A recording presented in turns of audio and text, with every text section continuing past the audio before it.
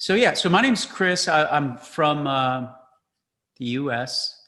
Um, I'm a singer-songwriter in a band called Dashboard Confessional, which is oftentimes a full band, but started with just as me with this guy, this acoustic guitar that you may be able to see has kind of been through the ringer quite a bit. Because it has been my main tool running around the world for quite some time now. My path through music has been pretty unconventional compared to other people you may speak with, because I avoided the trappings of what I considered the trappings of like a major label system, which I would eventually explore. But in the beginning, I was I put my own records out. I eventually signed with a small indie label, and I stayed there well until I had like platinum records. I had an inherent distrust for the way major labels were organized until I felt I was in a position as a business person, really. Because music, as I do it, is, it's a tricky thing, art and commerce mixed together. Once I felt I had a position of strength when it came to negotiating, and I could retain creative control, I did explore the major label world, and in my experience in it was good. My preference, though, has been independent labels or self-releasing music. But what I really want to talk to you guys about today is songwriting, at least my process of songwriting, because I think that there are many of you out there that I'm speaking with today that are, if you're not an artist in music, you're an artist in some other medium, or we wouldn't be talking. So I was thinking last night a bit about, yeah, I'll be candid with you. I kind of avoid trying to understand the way I go about writing music, because I do believe a bit in the mystery of things. But conversely, I'm somebody that believes in preparation. So I do quite a lot of things with rigidity. Like, I do writing exercises, not songwriting exercises, just creative writing exercises, pretty consistently, almost daily, if not daily. And the reason I do this is because I find that when the creative moment, which some people regard as magical, I kind of look at it, or mystical or whatever. I don't know if either of those things are true, but I know they're euphoric moments. When those moments hit,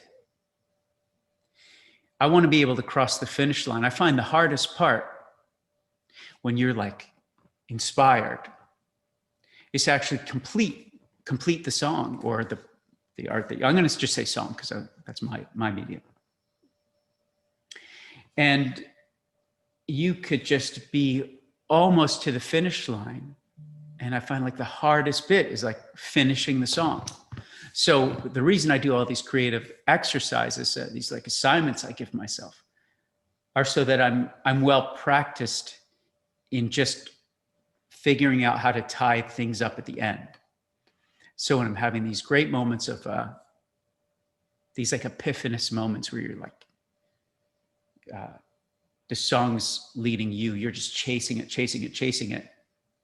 But before the wheels come off, you've got to find a way to complete the song. And there's really nothing more frustrating as a writer than having a really great song you can't finish. So I'm pretty fastidious with doing that, with making sure I'm well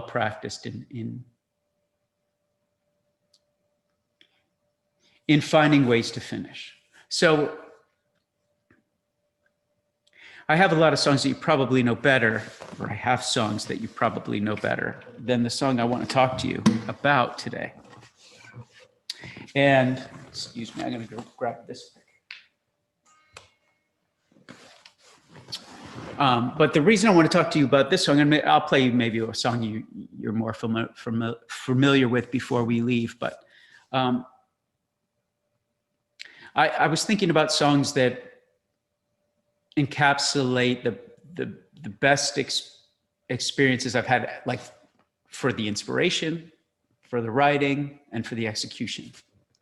And so I have a song called Carry This Picture. And you know, Ralph, you guys can jump in with questions and interrupt, you know, if you want to interrupt to ask questions of any of these points I'm making, please do. And you'll forgive the fact that I haven't had a haircut since COVID. No, you're fine. I think all of us are in that boat. But yeah, I am in the deep end of that boat.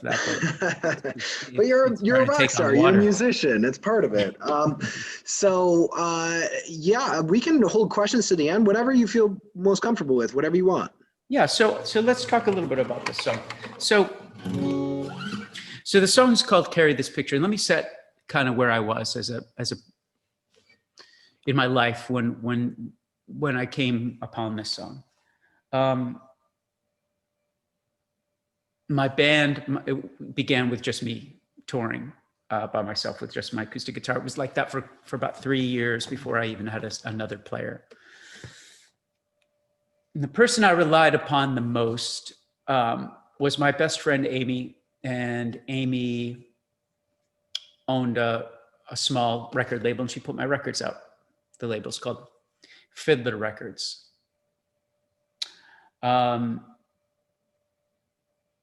Amy became, she was when she started this label, she was 15.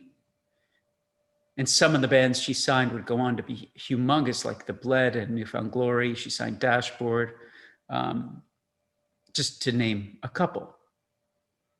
So it wasn't long before the bigger indies took notice of her, and she got hired by Vagrant Records, which eventually I would sign to. But Vagrant Records to Amy and I was the gold standard. So it was about the time everybody's going off to university, but I'm going off on tour, and Amy's going off to start this new career path out in California. And we were each other's support and best friends. And you know, I didn't have bandmates to share my ups and downs with, but I had her. And, you know, she ran this label out of her bedroom, and I was her support network there, packaging up records to send out through the mail and what have you. We kind of had to come to grips with the fact that, like, we were going to separate, and we were going to be, it was a scary time. It's change can be scary. And we needed to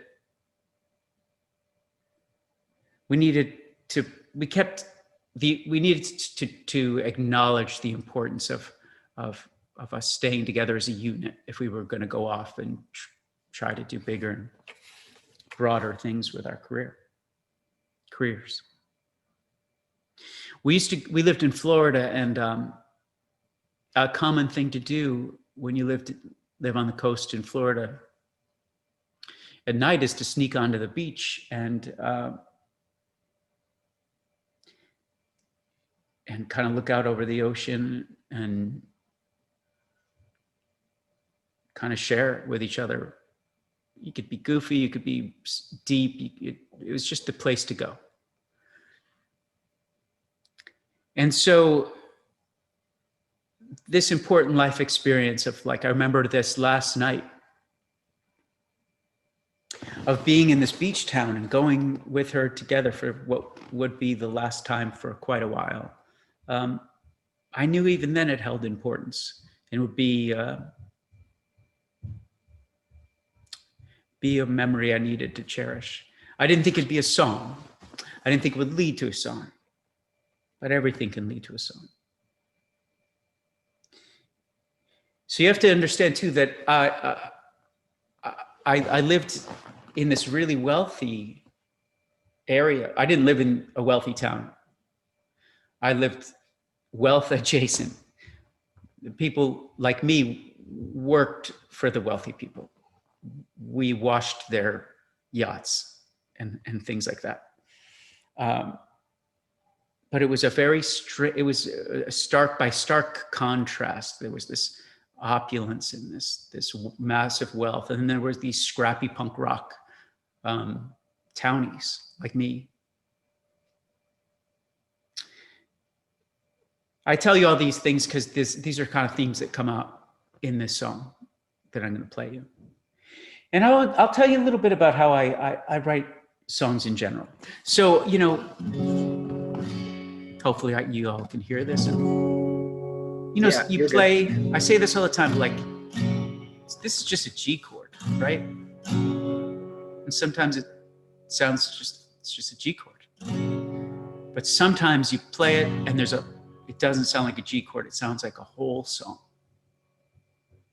And the way I write songs is I kind of like stumble through some chord progressions. And I'm not really thinking lyrically or musically specifically. I'm thinking of both things at once. I can't help it, I'm a vocalist, so when I hear these chords, I'm starting to think of melodies, and they spill out before I have words. And so sometimes they'll sound like ba-da-dum, da-da-da-dum, Captain da-da-da, da-na-na-na. And once in a while, a word will pop out. Guess picture. Eventually, as I just keep cycling around, the line I need will pop out. Sometimes it's the first, really often it's the first line of the song. Carry, in this case, carry, the song is called Carry This Picture. Carry this picture for luck. And so I didn't know what that meant. And I stopped and I thought for a bit, where'd that come from? And I remembered sitting kind of came to me. I remembered sitting together with Amy, looking out over the lapping waves and a sort of ominous storm that was way offshore. It's perfectly nice where we were, but you could see Florida's flat. You can just see forever. This is a storm way off. And we were scared of what might be out there. What if it was a storm that we were about to go in? We need each other, I thought. And so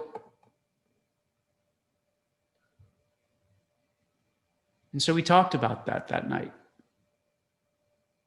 I'm taking you with me, you know. It's what I wanted to convey to her. I don't care how far away you are, I'm taking you with me, and I want you to take me with you. So now I'm going to play you this song, and then I want to discuss some of the lyrics in the song and how and why they work, if that's okay.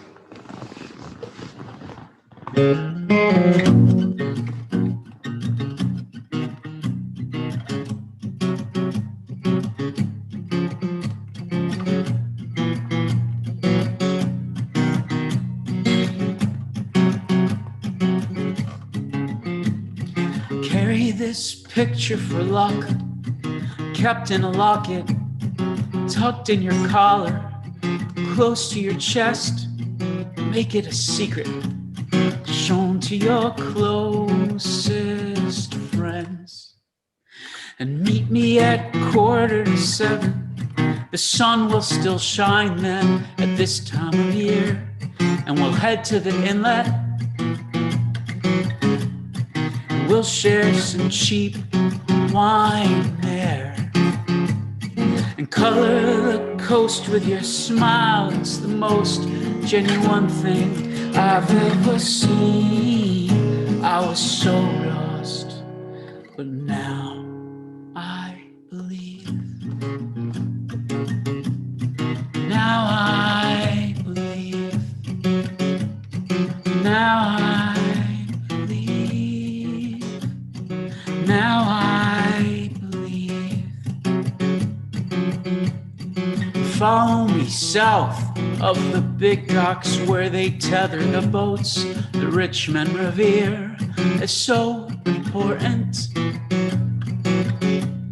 They hire our fathers to steer, and down to the edge of the water where we'll spill our guts and we'll split this beer. And I'll give you this picture. Keep it and don't be scared. And color the coast with your smile. It's the most genuine thing I've ever seen. I was so lost, but now I believe in the coast. Your smile is the most genuine thing I've ever seen. I was so lost, but now I believe. Now I believe. Now I believe. Now I believe. Now I believe. Now I believe. Now I believe.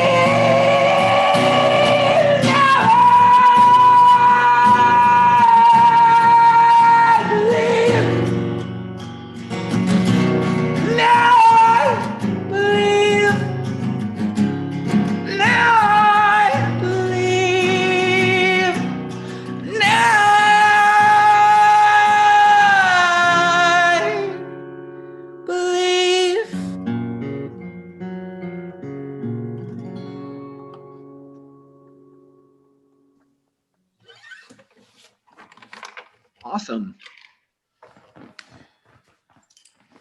So that song's Carry This Picture. So that was great. And, you know, it's clear that you're taking that personal story and applying it. We had a question from one of our students who wanted me to ask for them from Spain. They wanted to know, do you do music first or lyrics first, or is it all over the place? It just changes? At once. It's a great question. And it's at once. So as I write this song, for example, I don't really know how to explain this other than I babble. And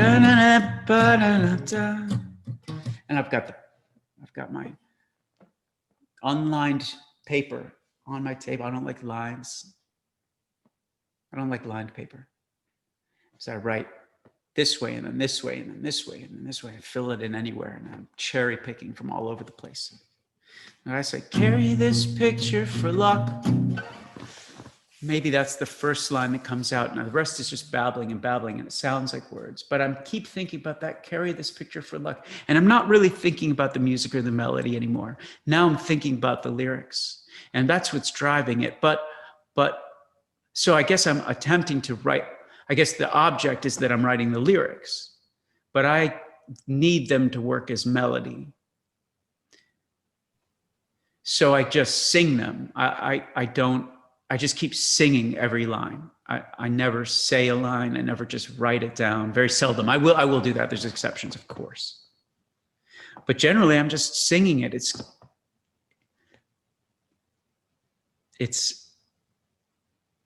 It's always working or not working, and I'm able to tell in real time. But there shouldn't be a rule. That shouldn't be a rule for you. And if there are rules, they should be loose, no matter what they are. That's great advice. Side note, did you study music in school growing up?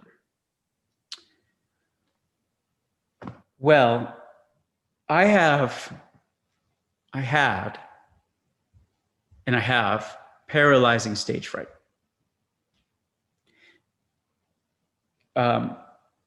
when it came time that it was my music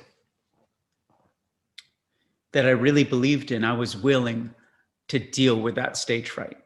But when I was just in choir or whatever, I was not willing to deal with that stage fright. And I tell you all this to say, yeah, I studied music. I was in choir, and I was in like advanced choir and AP choir, and then, like this elite choir. And I never sang a single note. I was really great at music theory in a group of people that some people were just pretty good at music theory, but I grasped it really well. And so the choral director was aware I wasn't singing and turned a blind eye, because at least he wasn't getting no answer when he asked the theory questions. Somebody would answer, and that would be me usually. I sang one time in all those years of choir, 3 weeks before I graduated high school, where my teacher finally called me on it and said, "You haven't sung a note." And he made me sing in front of the choir, who were all aware. This was not, I was not some like elite actor. Everyone was quite aware that I was not singing. And I sang in my nervous voice, the very few lines he asked me to sing. And it didn't sound good, but I got this rousing applause from this supportive group I'd gone through years of school with, that I finally was willing to break through with the stage fright, even just for a minute. And I tell you that story to say that was the beginning for me of being able to understand that I could find the willpower to get past my fear. And that is translatable not just to singing or playing in front of people, but in writing. You have to expose yourself. You have to be uncomfortable with some of the things you're saying sometimes, if those things you're saying are the most effective things to say. So that memory stands out for me. Now, since then, I've become a voracious student. I've about 5 years into my professional career, started taking vocal lessons. And a couple of years ago, started taking guitar lessons. Otherwise, I was just self-taught. And I've just really, really enjoyed studying music. And my only wish is that I'd studied my instruments sooner. Well, that's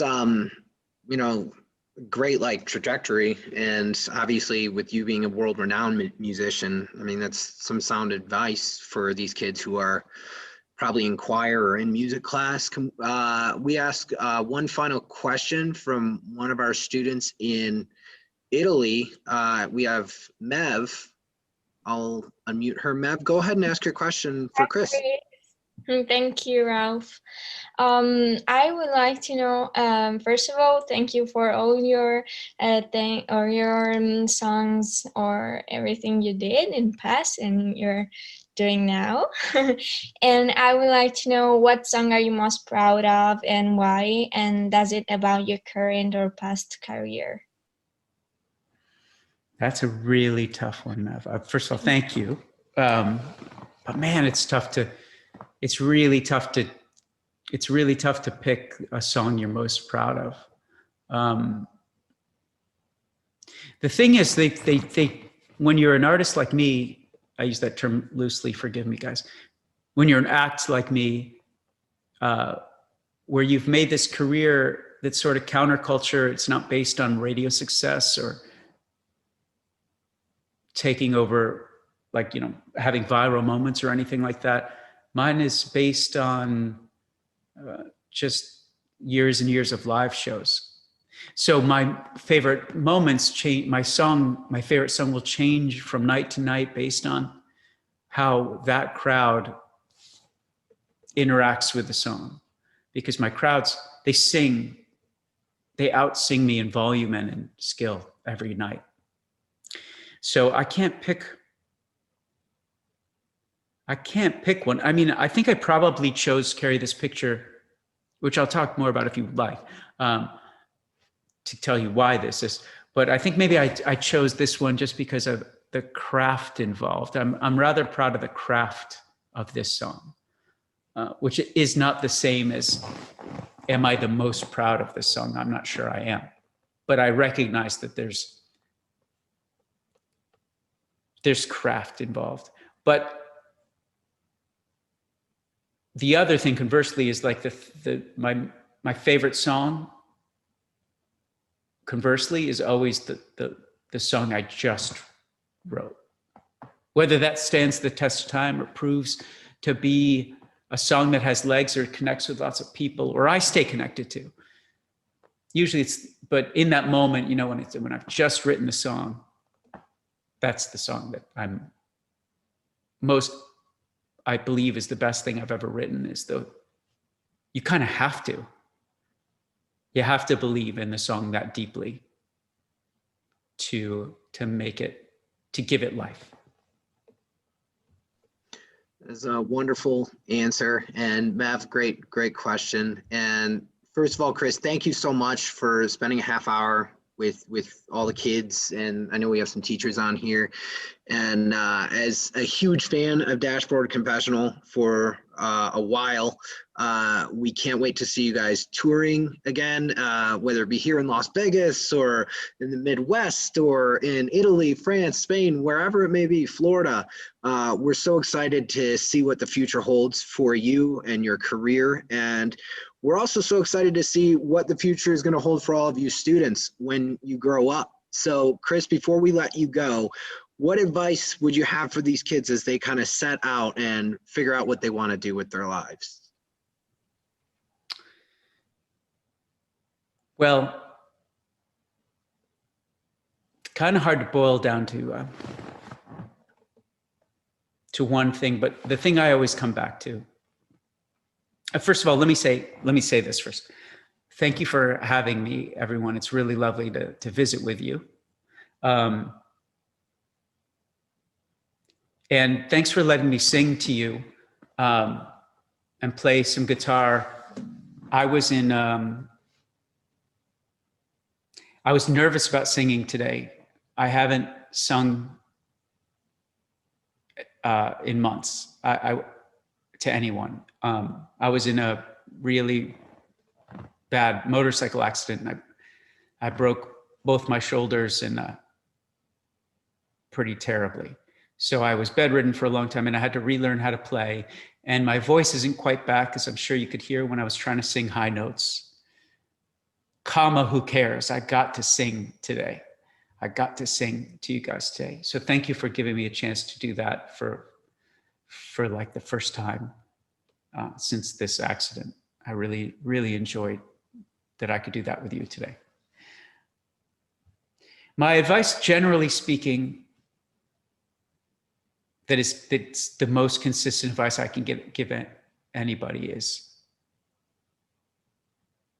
you've got to work harder than everybody else at every little thing. You've got to work harder at playing your instrument, mastering your craft. You've got to work harder at, if you're a writer, at the writing. If you're a painter, at the medium you choose, you know, the nuance, the minutia. You got to work harder at the smallest bits. You have to learn the business. You have to be fearless in tackling things that seem complex and that you might think better suited for somebody more capable of that specific way of thinking. It doesn't really matter if there's somebody smarter than you. That's great. That's handy to have as help. But you've got to be smarter than you are today, tomorrow. So you got to you just have to keep putting the work in. no more than you knew yesterday. Work harder today than you worked yesterday, and work harder tomorrow. And make yourself the master of your own path. Don't ever expect that some magical door is going to open for you because you're talented, because you are talented. But there's lots of talented people. The doors open